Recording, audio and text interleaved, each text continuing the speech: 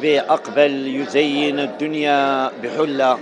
هكذا تعيش مؤسسة نسائم الأندلس لحفظ الموروث بطنجة في هذه السهرة الربيعية التي دأبت المؤسسة على تنظيمها كل سنة في إطار أنشطتها الثقافية والفنية المسطرة.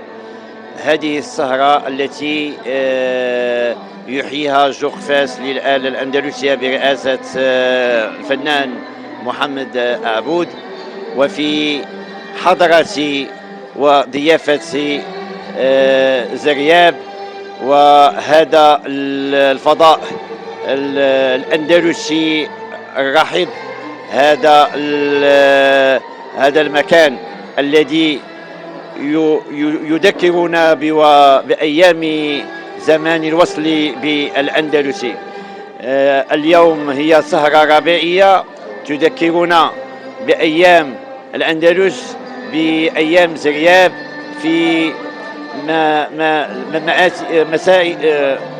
في الليالي التي عاشها وعاشتها النخبة الأندلسية في الضفة الإيبيرية.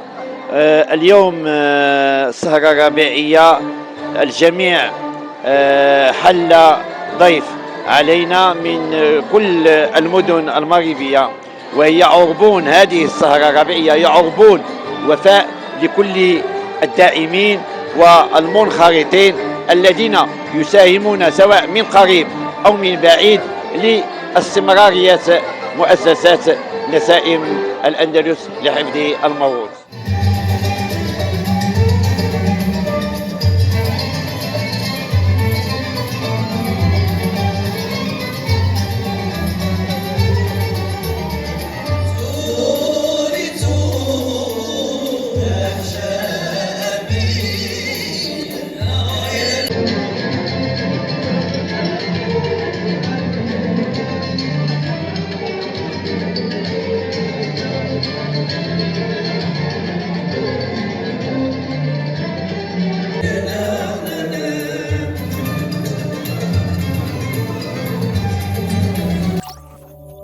تابعونا على مواقع التواصل الاجتماعي ليصلكم كل جديد.